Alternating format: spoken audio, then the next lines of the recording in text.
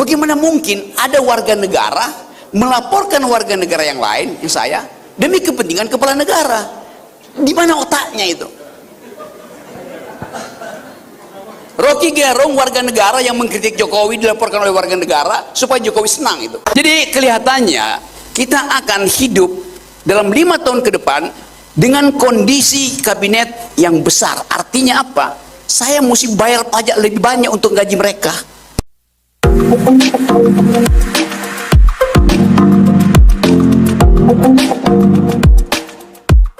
Oke, baik, sudah tidak sabar lagi teman-teman mahasiswa, masih bisa tetap tenang ya. Kita kosongkan dulu gelasnya, siap isi lagi gelasnya dengan ilmu dan pengetahuan yang berkualitas serta bermutu. Kita sambut dengan hangat ahli filsafat, akademisi, pengamat politik, Bung Rocky Gerung.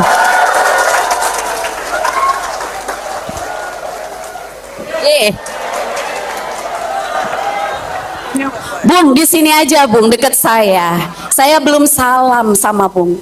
Saya fans Bung Rocky. Saya juga harus jadi fans kamu. Bung, saya selaku host, saya mohon ngajuin permohonan dulu. Saya jangan di skakmat ya. Jangan di skakmat. Ya. Jadi pertanyaan saya jangan di skakmat seperti pernyataan Bung orang-orang yang di sosmed itu ya, Bung ya.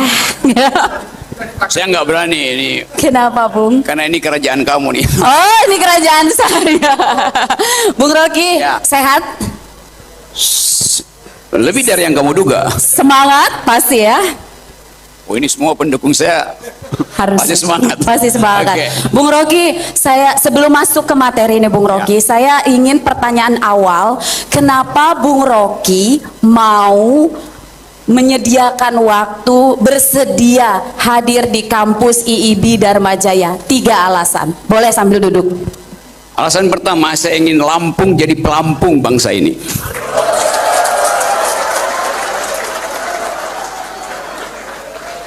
Alasan kedua, saya pernah menyumbang darah buat makhluk di Lampung yang namanya lintah, karena saya pernah tersesat di Gunung Tanggamus. Wow. Alasan kedua. Alasan ketiga? Alasan ketiga, saya suka mendengar pantun. Oh, suka dengar pantun. Tolong siapin pantun ya, buat Bung Rocky ya. Cukup. Oke. Bisa kita mulai, Bung Rocky. Tepuk tangan dong. 3 alasan kenapa Bung Rocky bersedia memenuhi undangan di IIB Dharma Jaya. Oke, siapa itu ya? Boleh. Terserah senyamannya Bung Rocky aja. Mau di atas podium boleh, mau berdiri sambil jalan boleh. Ya, boleh, kalau itu saya jalan-jalan aja. Ya, jalan-jalan boleh. Senyamannya aja Bung Rocky. Oke. Dharma Jaya. Demokrasi akar rumput mahasiswa untuk Jihan dan Jausal misalnya. Oh gitu Dharma Jaya. Oke, saya senang di sini karena ada suasana kejujuran akademis. Dan ini Jihan ini nekat ya. Dia ambil alih semua narasi saya tadi. Narasi memberi kritik. Dan oke, jadi saya pantun apa ya? Tadi apa pantunnya? Karung apa tadi? Karung. Keladang membawa karung.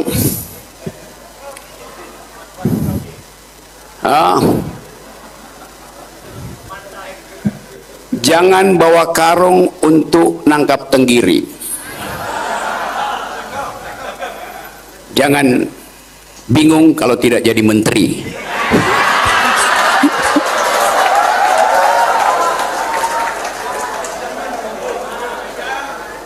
Di Jakarta, bahkan sampai tadi pagi semua orang WA-WA-an soal komposisi kabinet itu. Tapi di sini kita bicara tentang komposisi masa depan itu, yaitu arah generasi. Kita nggak tahu apa arah kabinet, tapi saya tahu ada arah generasi yang diucapkan tadi oleh seorang perempuan umurnya 30 yang seharusnya jadi wakil presiden. Tapi dia bukan anak presiden. Jadi besok masih ada gelombang kedua yang akan dipanggil oleh Presiden Prabowo untuk menduduki portofolio kabinet. Saya ingin Pak Prabowo hari ini dengerin saya. Jihan itu berhak untuk jadi pemimpin. Dudukkan dia di kabinet. Karena nggak ada basa-basi yang diucapkan Jihan tadi. Dia bypass semua kegelisahan masyarakat kita. Apa karena dia muda? Banyak anak muda yang fura-fura faham alias fufu-fafa.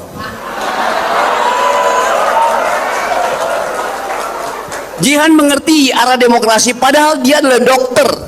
Bayangin coba. Tapi dia membuat analisa yang tepat tentang keadaan hari ini, oligarki, hukum yang buruk, korupsi. Dokter membuat analisa politik. Saya memberi kritik terhadap kondisi tubuh bangsa ini. Kata analisa itu sama dengan kata kritik. Artinya membongkar anatomi. Analisis artinya menguraikan anatomi, right? Di dalam ilmu kedokteran, analisis artinya menguraikan anatomi supaya bisa langsung dilihat jaringan mana yang rusak. Di dalam ilmu kedokteran ada istilah apoptosi. Dokter Jihan kasih tahu saya kalau saya salah, tapi nggak pernah salah saya. Apoptosi itu kondisi sel yang rusak yang akan bunuh diri supaya tidak mengganggu sel yang lain, betul kan?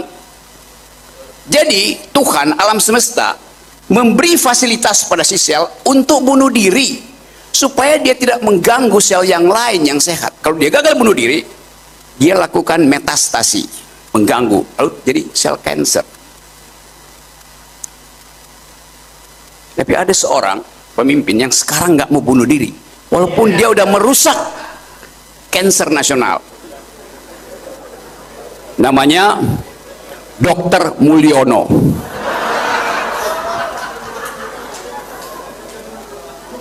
Itu yang terjadi di kita sekarang.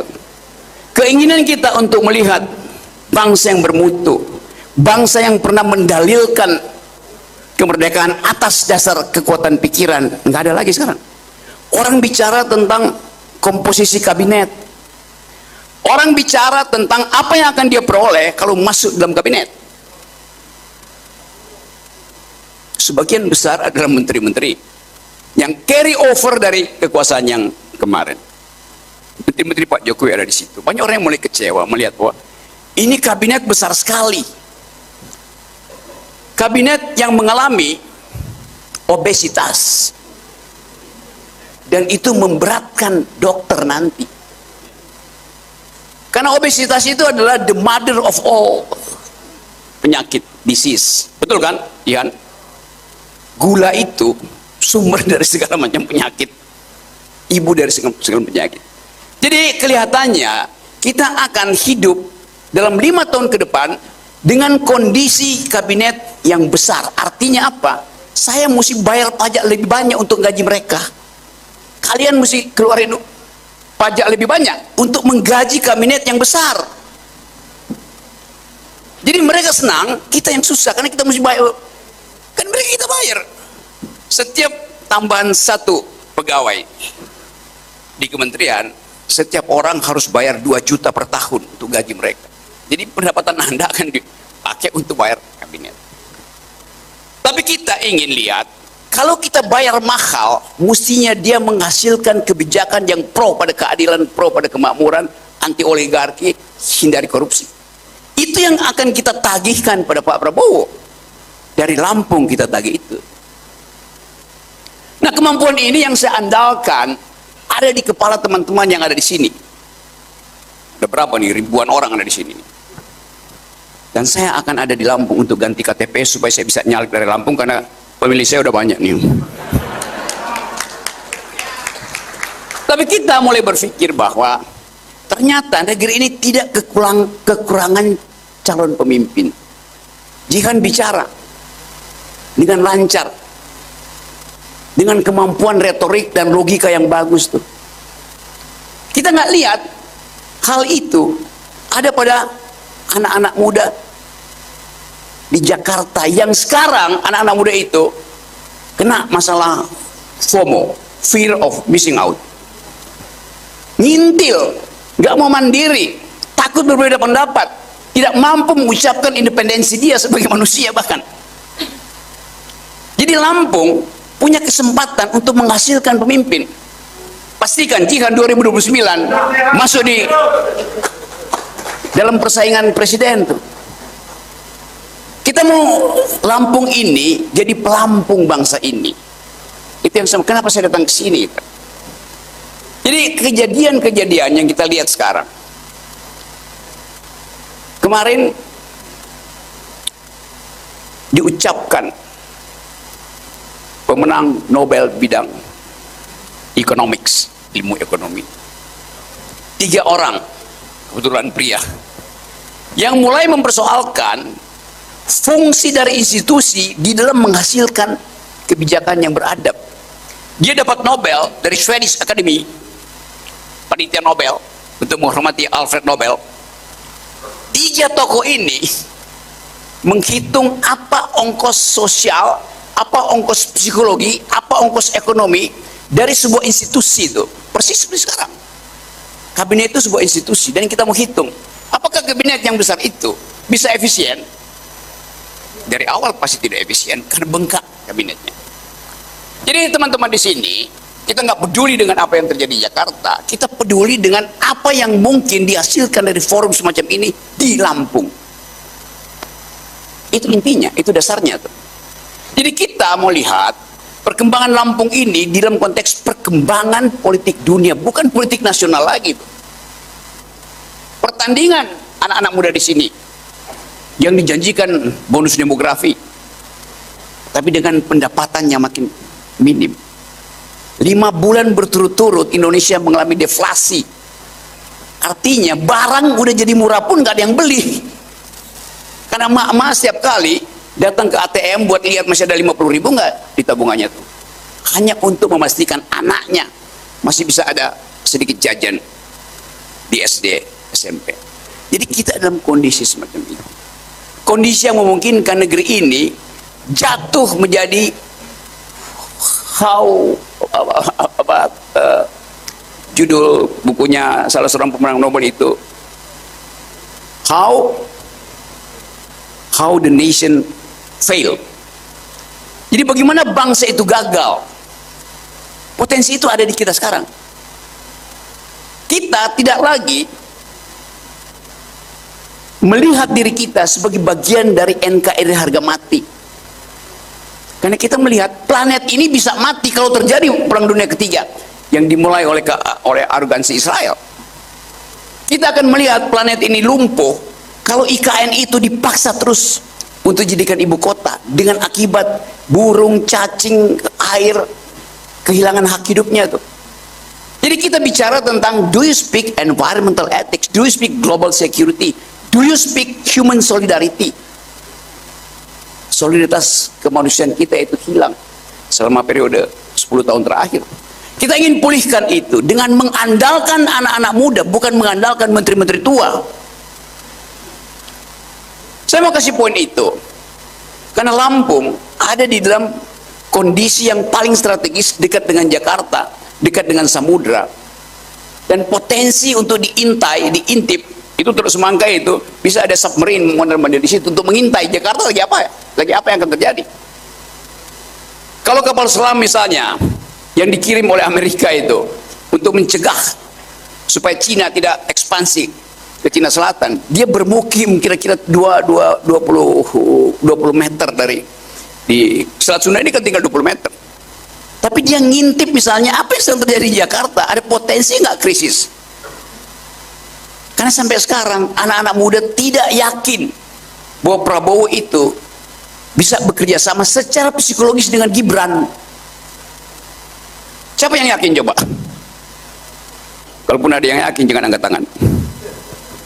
Nanti Anda kena kamera Intel nanti. Tapi kita tidak angkat tangan terlihat, tapi otak kita mengatakan ada yang palsu. di dalam transaksi kekuasaan itu. Saya hanya ingin mengingatkan bahwa kita memilih republik. Republik artinya res publica, res artinya thing, hal-hal yang sifatnya publik harus menghasilkan kesejahteraan bersama. Tadi Jihan betul, mulai mengkritik bahwa kebijakan mungkin sekali akan dikendalikan lagi oleh oligarki. Oligarki itu artinya sedikit. Republik tidak menghendaki yang sedikit. Republik mengatakan bahwa ada common good, kemakmuran bersama, kebahagiaan bersama. Jadi Lampung harus mulai menghidupkan kembali the very ideas of republic. Ini republik, bukan kerajaan. Jadi dari awal sangat mungkin kita melanjutkan ide-ide republik yang dibangun dengan narasi argumentatif. Kita tahu waktu negeri ini didirikan, semua pendiri negeri ini, jangan sebut founding fathers ya, founding parents atau founding person. Sebab pendiri republik ini di dalam debat ada 5-7 perempuan di dalam ruang konstituante berdebat tentang arah negeri itu. Semua buku terbaik pada waktu itu belum ada Google Books, tetapi ada di atas meja mereka. Mereka berdebat dengan konsep. Sekarang kita nggak lihat orang berdebat dengan konsep. Di talk show orang berdebat dengan amarah, kalah argumen, muncul sentimen, akal kurang, dengkul dipakai. Jadi sebetulnya kita mau hidupkan kembali ide tentang intelektualitas di dalam politik, bring the intellectual back into politics. Karena politik harus dituntun dengan ide. Demokrasi itu bukan pemerintahan rakyat oleh dan untuk rakyat. Demokrasi adalah the government of reason through the government by the people. Demokrasi adalah pemerintahan akal melalui pemerintahan orang. Jadi tidak boleh orang yang tidak berakal itu disodorkan menjadi wakil presiden misalnya, dan memang benar. Kita ingin tuntun negeri ini dari Lampung supaya kita bisa cari jalan keluar. Kesempatan sangat banyak. Kalau kita pergi ke Eropa, saya ketemu dengan anak-anak muda itu, semua merasa bahwa Indonesia adalah emerging nation, the land of opportunities, but being managed by the opportunist. Indonesia ini adalah negeri yang punya banyak kesempatan, punya banyak opportunities, tetapi dipimpin, dimanage oleh kaum oportunis. Itu problem kita.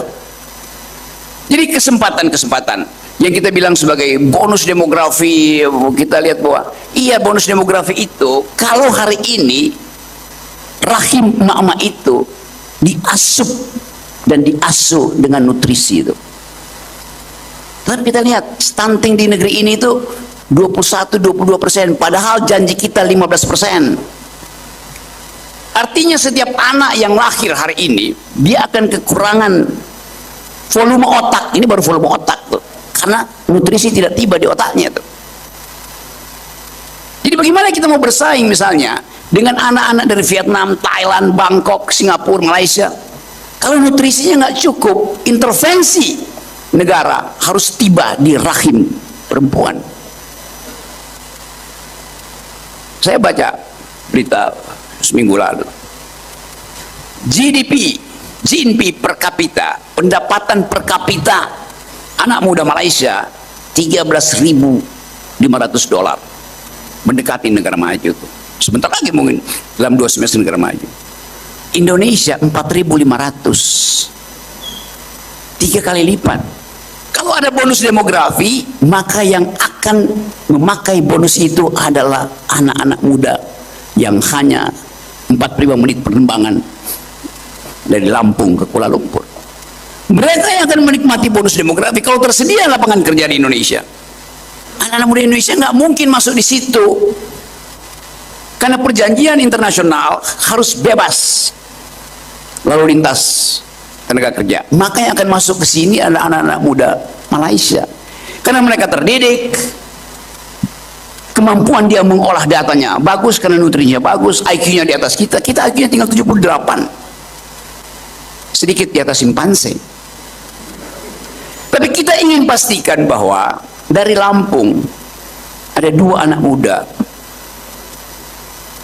Mirsa, Jihan, berupaya untuk membujuk kalian supaya ada dalam barisan perubahan, supaya ada dalam barisan untuk menghasilkan kemungkinan. Higher than actuality stands possibility. Di atas yang ada sekarang ada kemungkinan. Nah, kemungkinan itu yang kita sebut sebagai politik harapan.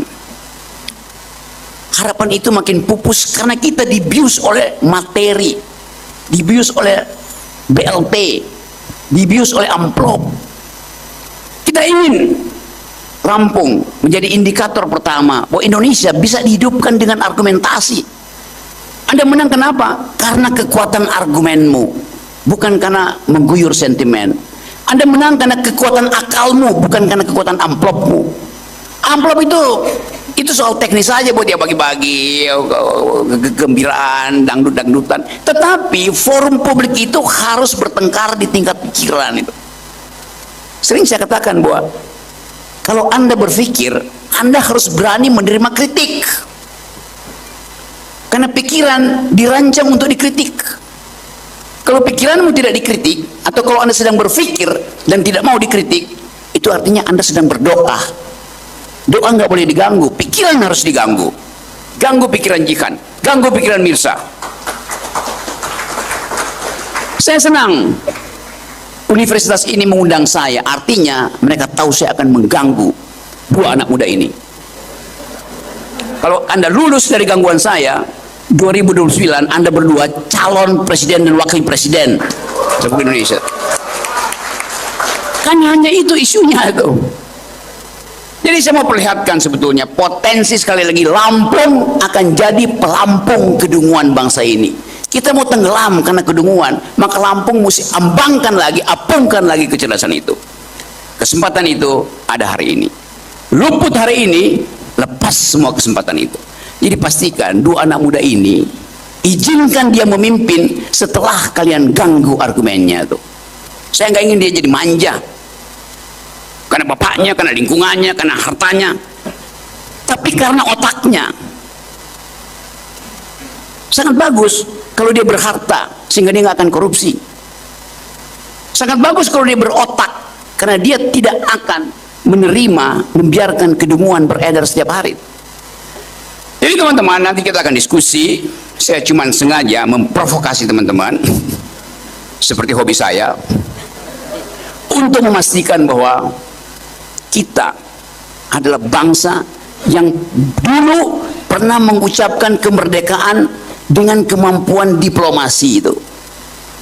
Haji Agus Salim, Sultan Syahrir, Soekarno, Nasir, segala macam bekerja dengan pikiran untuk menghalau kedunguan. Kita hari ini tidak menemukan itu lagi. Tetapi saya tahu bahwa dari Lampung, saya percaya ada akal sehat ditumbuhkan. Dari Lampung saya percaya bahwa matahari kecerdasan akan terbit dari Lampung dan tidak akan pernah tenggelam sampai Mirsa dan Jihan memimpin provinsi ini. Terima kasih. Oke, sekarang izinkan saya yang bertanya, Bung Rocky. Merawat demokrasi dan kebangsaan dengan akal sehat. Artinya akal sehat terlebih dahulu yang harus dikedepankan sebelum demokrasi itu dijalankan atau kebijakan itu dirancang, Bung Rocky. Ya, mensana in corpore sana. Di dalam tubuh yang sehat bermukim akal yang sehat. Tubuh yang sehat lah, bukan tubuh yang membengkak, beda tuh. Jadi kita mau pastikan bahwa akal sehat itu adalah satu-satunya alasan orang berpolitik. Kemampuan menghidupkan akal sehat itu penanda bahwa dia mampu untuk melihat bahkan jebakan di dalam kebijakan dia. Mengurai kebijakan itu memerlukan akal sehat. Nah, mereka yang tidak mampu membutuhkan, mereka yang tidak punya akal sehat tapi berambisi untuk berkuasa, itu artinya mereka akan pakai akal bulus.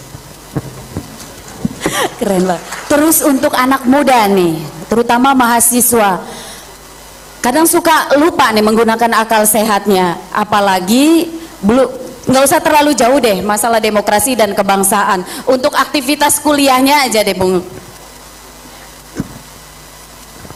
akal itu dirancang untuk menggeleng, bukan menunduk itu. Kalau Anda di ruang kuliah, dosen Anda lagi terangin sesuatu, geleng-geleng aja. Salah, bodoh, dungu.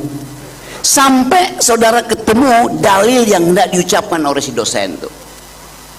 Angkat tangan, Pak dosen, salah yang Anda ucapkan itu. Maka Anda ucapkan yang versi Anda, supaya terjadi dialektika, didaktika.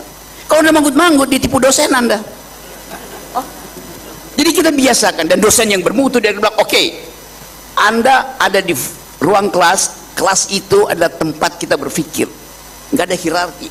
Begitu saya biasa masuk kelas dimanapun, saya ngajar di UI, saya ngajar mungkin di udah 300 universitas, saya ngajar di Lemhanas, ngajar di Sekolah Tinggi Polri, ngajar di Seskoat Tentara, saya pakai prinsip yang sama. Anda ada di situ sebagai teman berpikir saya, bukan murid saya.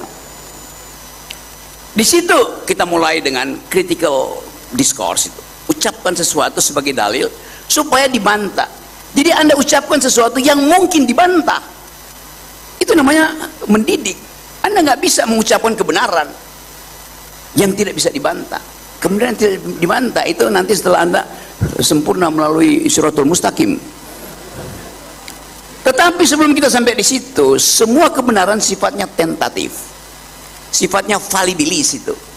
Dalil yang diucapkan oleh pemenang Nobel kemarin itu bisa dibantah oleh kegiatan kecil UMKM di Lampung misalnya. Satu disertasi kecil di Lampung bisa membatalkan hadiah Nobel itu. Itu yang disebut sebagai prinsip butterfly effect. Kepak sayap kupu-kupu di hutan Amazon bisa menimbulkan badai di California. Kegagalan panen kentang di Lampung bisa menyebabkan mahasiswa di Bekasi itu tidak bisa lagi nongkrong di kafe-kafe yang ada kentang goreng. Lalu mereka jadi teroris misalnya, karena marah kentang goreng dari tempat lain tidak seenak kentang dari Lampung. Saya ucapkan kata kentang itu karena tadi saya ingat. Jadi kira-kira 40 tahun lalu ketika saya belum tua, saya naik ke Gunung Tanggamus. Di kaki gunung itu ada petani kentang transmigran. Itu tahun berapa tuh? 40 tahun lalu, tahun 84 gitu. Saya beli kentang di situ. Petani bilang, ambil aja Pak. Dia belum tahu nama saya karena belum viral. Saya ambil kentang itu, saya tukar dengan apel yang saya bawa dari Jakarta. 2 apel, saya bawa 4 apel. 2 apel ada di ransel saya, lalu saya dapat 1 kantong kentang itu. Itu yang saya pakai untuk naik ke Gunung Tanggamus tuh. Kira-kira udah 8-9 jam saya jalan, nggak ketemu jalurnya. Jadi saya nggak pernah tiba di Gunung Tanggamus tuh. Kemalaman saya bikin bivak, apa namanya, tenda sementara itu, persis di celah itu. Malam-malam, tiba-tiba, kaget. Saya nengok ke atas, hitam. Mungkin ada, ya 17-15 detik. Buset. Kita nggak pernah tahu apa yang terjadi di situ tuh. Setelah pagi baru kita mengerti bahwa itu jalur babi hutan. Jadi kira-kira 1000 babi hutan migrasi untuk cari kentang di kebun di bawah. Jadi lakukan begini, saya bikin itu kira-kira 20 cm babi hutan sini. Kalau saya keluar sengaja di situ pasti habis ditabrak oleh babi hutan. Jadi bayangan saya tentang Lampung selalu itu tuh, ada kentang, ada tersesat, ada petani itu. Dan ini waktu saya turun itu saya peres kaos kaki saya itu kira-kira setengah liter darah di situ karena lintas semua di situ. Lalu saya cemplungkan kaki saya itu di laut Agung, Kota Agung ya. Nah di situ tuh supaya darahnya berhenti karena itu garam kan. Nah sekarang kita tahu bahwa kita ada di dalam suasana yang sama itu. Lintah daratnya lebih parah daripada lintah di Gunung Tanggamus. Silakan diminum dulu Bung Rocky. Dan teman-teman mahasiswa masih semangat? Masih. Sekarang saya sudah akan mulai buka sesi tanya jawab nih Bung Rocky ya. Pertanyaan-pertanyaannya akan dijawab oleh Bung Rocky nanti. Saya berikan kesempatan. Silakan. Siapakah terlebih dahulu? Mohon dibantu panitia mic-nya. Izin Mbak, dari pojok kiri. Ini mic juga. Oh ya, silakan. Ya sudah, sebelah Saya sana dulu kembalikan. ya. Ya oke, pojok kiri. Izin Bung Rocky Gerung, Bapak Dungu Indonesia. Karena kebetulan saya anak Dungu Indonesia, berarti saya adalah anaknya Pak Rocky. Yang pertama yang saya ingin pertanyakan, stop. Yang lain. Karena katanya Silakan, harus mahasiswa. diizinkan itu, mengkritik. Bukan. Kan kamu minta izin, belum saya izinkan udah ngomong. Oh iya, silakan. Itu artinya dungu beneran. Siap. Bung Rocky, ingin saya tanyakan, ini sedikit mengganggu saya perihal hukum di Indonesia. Yang pertama, kenapa orang lebih percaya kepada Hotman Paris 911-nya ketimbang dengan mengadu kepada polisi dan jaksanya? Ini adalah salah satu hal.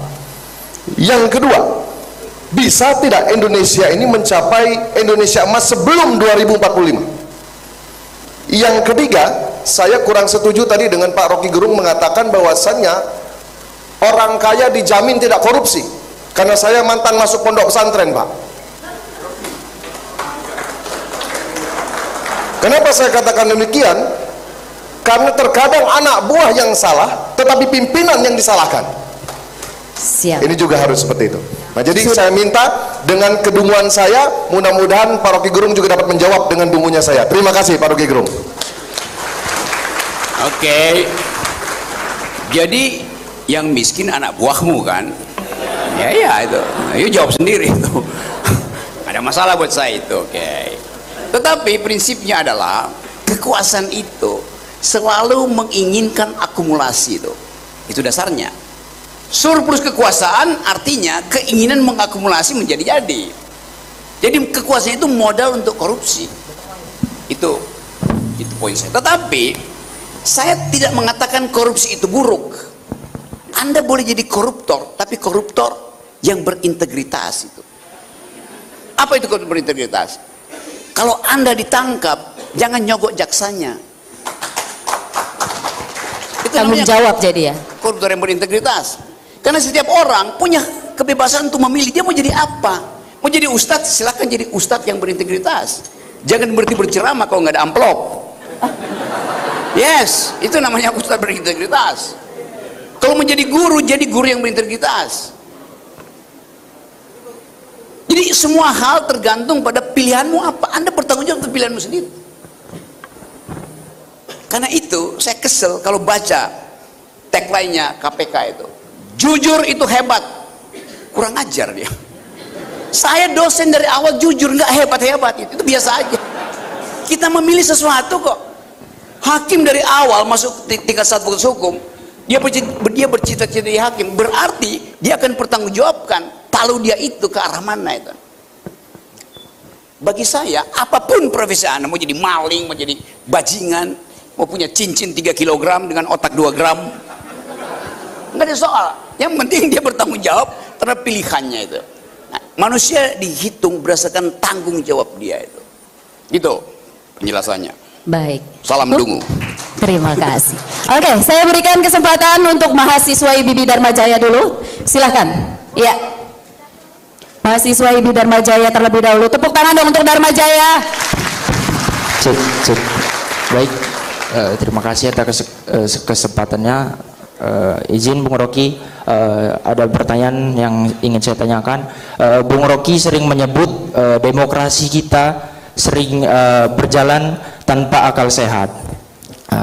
apa indikator utama yang menjadi demokrasi kita berjalan tanpa akal sehat, dan bagaimana kami peran mahasiswa sebagai agen of change ikut menjadi memperbaiki pilar dalam demokrasi tersebut. Terima kasih.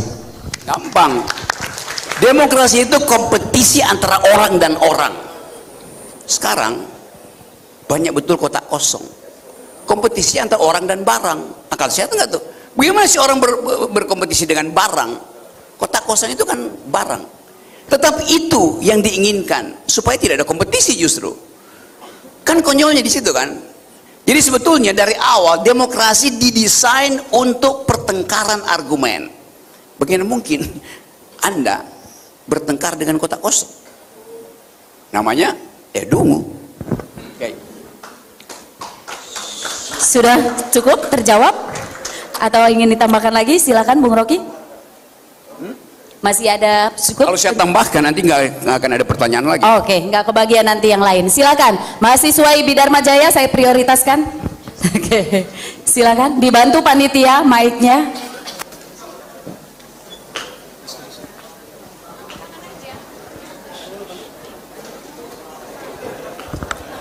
Ya, perkenalkan nama saya Yuda. Saya mau bertanya, Pak, jika harus memilih pemikiran pemimpin, menurut Bung Rocky harus memilih pikiran yang idealisme atau materialisme untuk di Lampung, Pak? Oke, itu false dichotomy itu namanya itu, antara idealisme dan materialisme. Materialisme juga ada idealisme kaum kiri.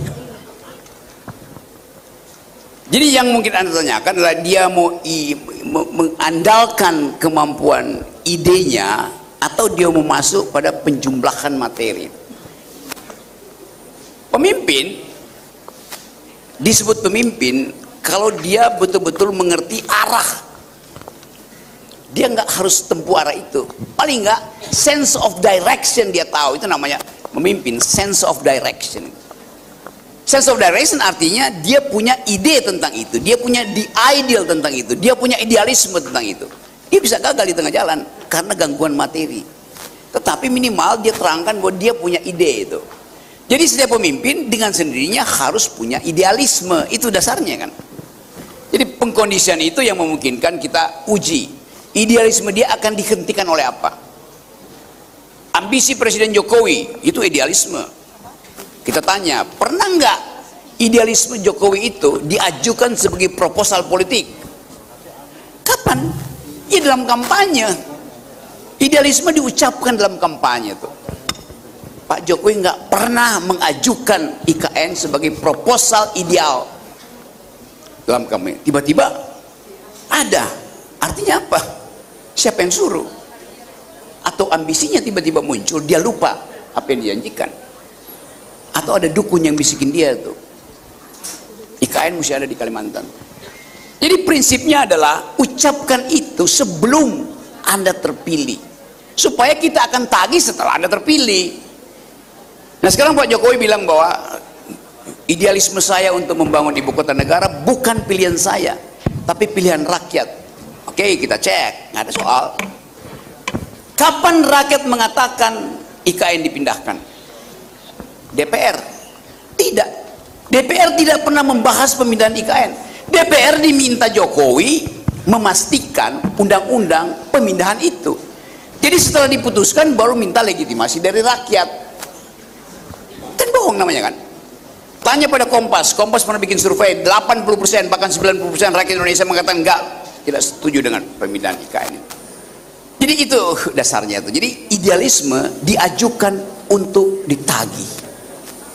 Sekarang kita mau tagih pada siapa itu? Nggak ada poin kita. Selain bahwa ambisi Pak Jokowi itu dihalangi oleh APBN. Presiden minta 145 triliun, 40 triliun tambahan buat semester depan. Yang diizinkan cuma 143 miliar. 143 miliar mau bikin apa di IKN? Ya toilet. Karena nggak mungkin itu disediakan oleh negara tuh. Jadi pasti Pak Prabowo tidak akan berkantor di IKN. Nggak mungkin ada APBN kita yang bolong. Kita masih Pak Prabowo mulai 20 Oktober dia udah di depannya kurang 800 triliun. Cari dari mana?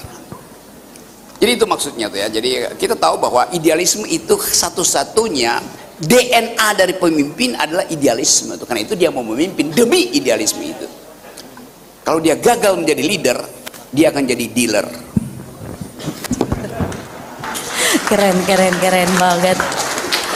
Oke, diskusi kita lanjut. Silahkan Mbak Jihan. Tos. Kak. Saya nggak bertanya Bung, tapi saya nggak bertanya, tapi saya ingin menitipkan bagi tips-tips untuk anak-anak muda di Provinsi Lampung, bagaimana caranya menyampaikan pendapat dengan seluas-luasnya, tapi gimana cara mensiasati agar bisa lepas dari jerat hukum gitu. Jadi mereka perlu perlindungan, gimana sih tips-tipsnya dia bisa vokal, dia bisa berani tapi nggak takut diciduk gitu. Terima kasih. Saya juga mohon izin Bung karena saya menggantikan acara di tempat yang lain. Terima kasih. Oke, silakan Dr. Jihan.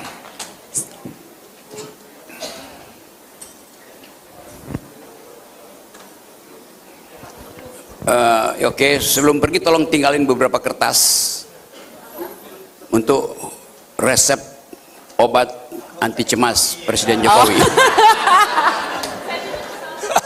Salah saya.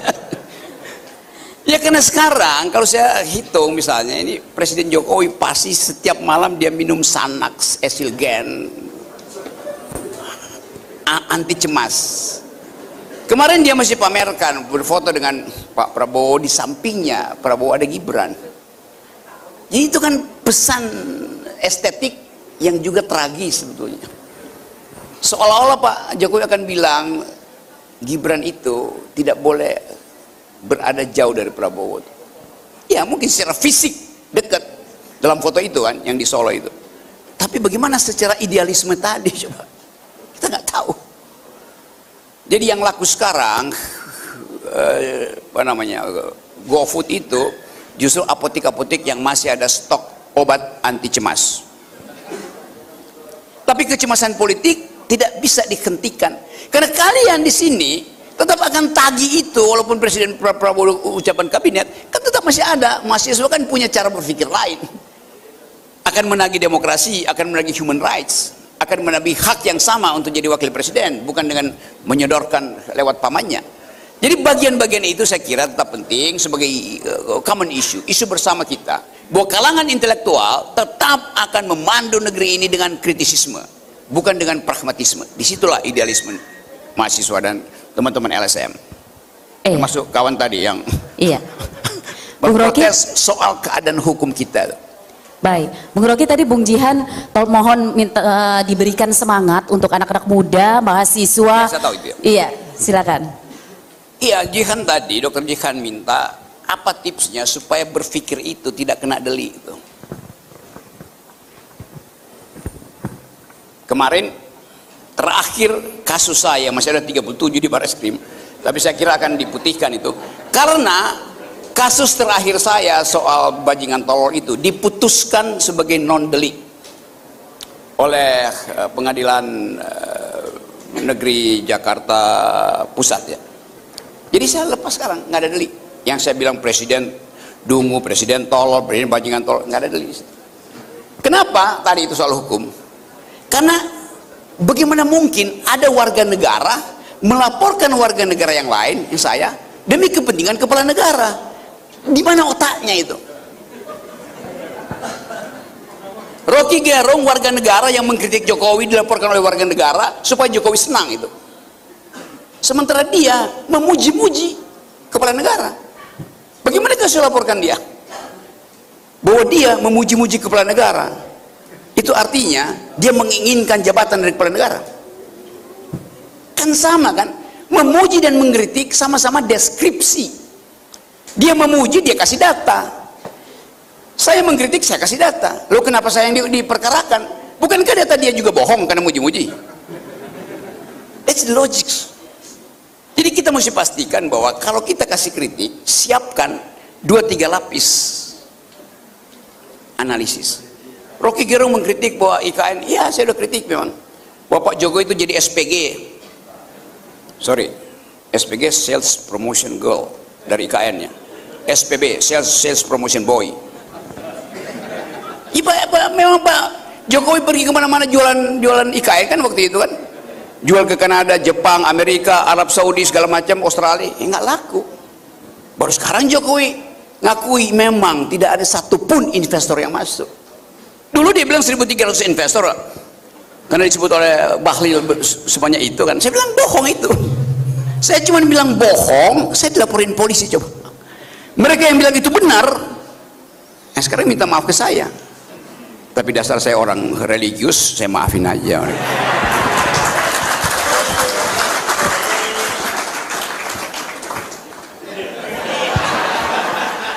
Tapi saya balik pada topik ini. Kapasitas kampus untuk memberi kritik basisnya adalah metodologi itu. Analisis selalu ongoing.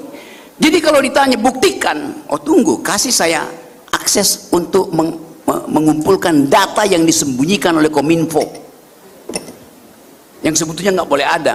Nggak ada di negara beradab itu ada yang namanya Kominfo, yaitu aparat negara untuk memata-matai WA mak-mak.